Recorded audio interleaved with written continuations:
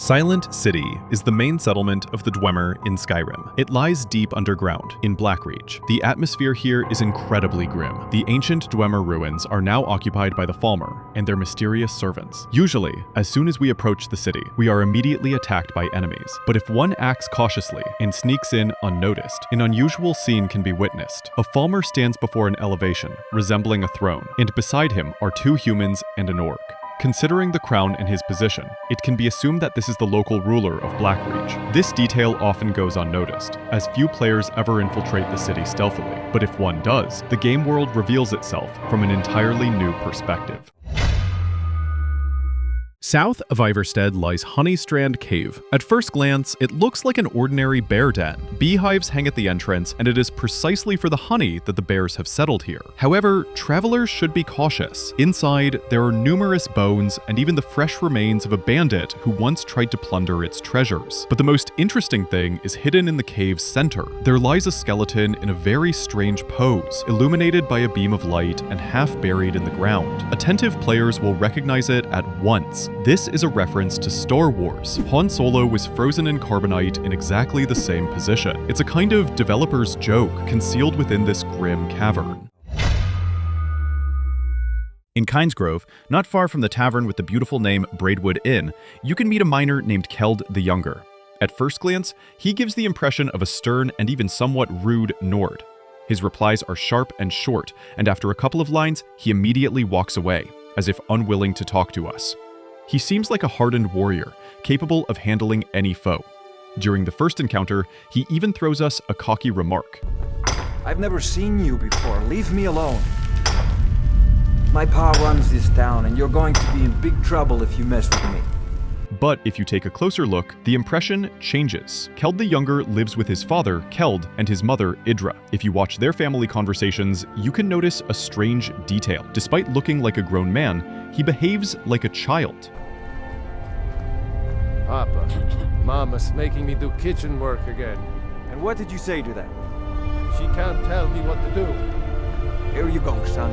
Be your own man. In other moments, he complains that his mother makes him help in the kitchen, or whines when his sister teases him. He even asks for permission to play in the river like a little boy. All of his lines sound childish, and do not match the appearance of a stern miner. I'm gonna need your help in the kitchen tomorrow. But Papa was going to take me hunting tomorrow. I don't think you're old enough for that yet. You can help me salt the cheese curd. Why can't Froa do it? Because I'm telling you to. You need to take better care of your sister. But she's so stupid. She said you threw her into a goat pen yesterday. Because she was being stupid. Don't make me bring your father into this. The result is a curious picture. Here we have a character who looks like an adult, but in fact remains a child. And there is a real-world basis for this. There exists a condition known as infantile disorder. It is amusing that the developers of Skyrim added such a rare and little-known trait into the game, and did so in a way that most players don't even notice. This is yet another example of the universe's remarkable depth.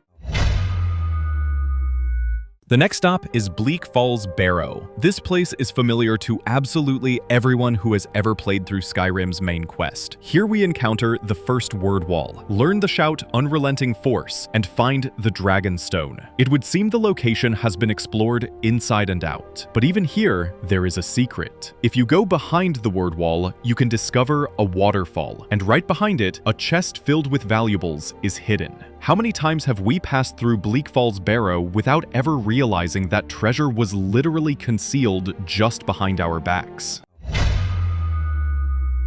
Sibylla Stentor is a Breton who serves as the court wizard to Jarl Elisif the Fair in Solitude. However, few people know her terrible secret. She is a vampire, carefully hiding this from those around her. But in the royal palace, there is another mage who receives quite a bit of attention, an Altmer named Malarin. In Skyrim, most court wizards are essential characters and cannot be killed. But with Sibylla, things are different. If she dies, Malarin immediately takes her place, becoming the new court wizard to the Jarl. And here is what's truly interesting. If Sybil dies specifically by our hand, Malaran does not even pretend to grieve. On the contrary, he delivers several unique and rather curious lines, hinting that he knew about her vampiric nature as well as about who exactly was responsible for her death. And the most surprising thing is that he doesn't care in the slightest.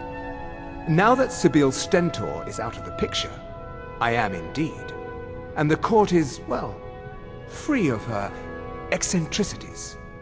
Moving into her quarters was an interesting process. It does indeed.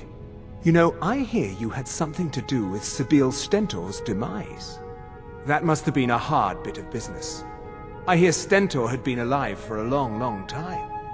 This reveals the hidden, dramatic undertone of their story. One secret disappears with Sybilla's fall, and in her place stands a new court wizard, to whom all of this is nothing more than a curious episode.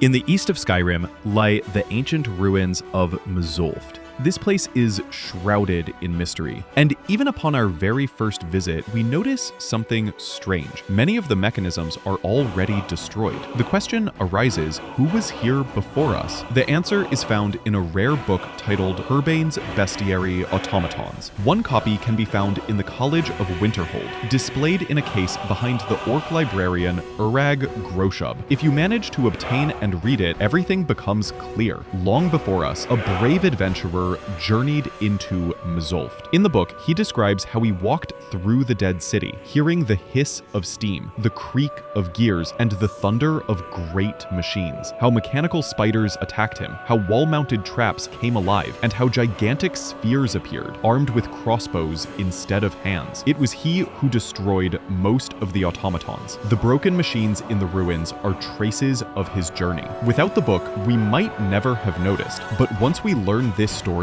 we begin to see familiar locations in a whole new light.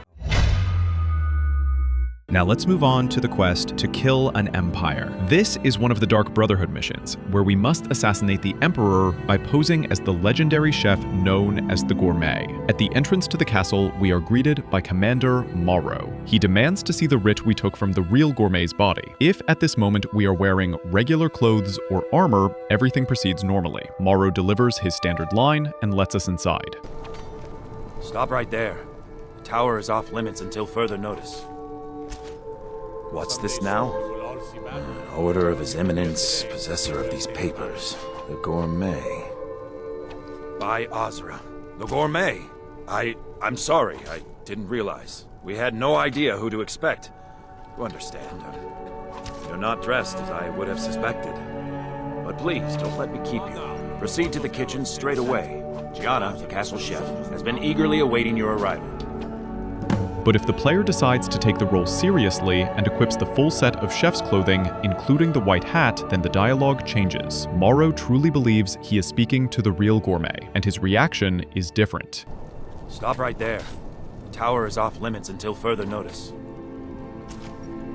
What's this now? Order of His Eminence, possessor of these papers, the Gourmet. By Azra. The Gourmet? I'm sorry. The clothes, of course. I should have realized.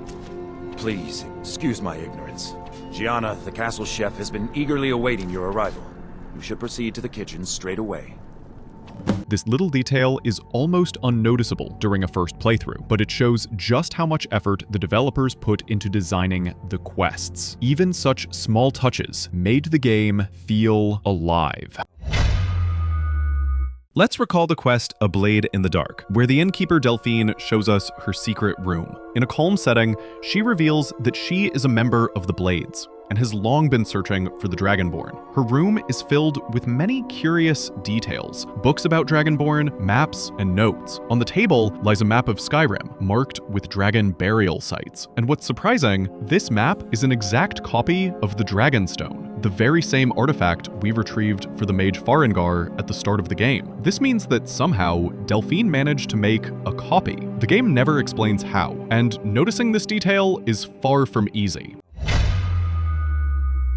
Another curious encounter awaits us with the ghost named Katria. In life, she spent 20 years searching for the legendary Ethereum Forge. When we meet her spirit, she asks us to retrieve the expedition journal. Aside from the journal, you can also loot gold, arrows, and armor from her body. But if you specifically take the armor, Katria will be left wearing only her undergarments. And the developers actually accounted for this. The spirit will not remain silent. She delivers a line in response.